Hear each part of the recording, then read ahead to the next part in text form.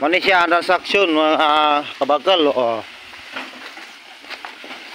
Medyo distansya man sa karsada ning bakho. So mo ni siya. Ipahakot na to sa karabaw.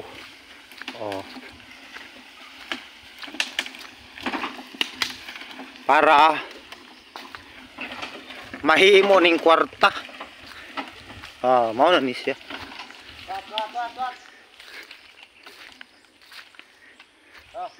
Ya, maka-humra siguro yun. Pitik-pitik da yun naman. Mga hog na ka.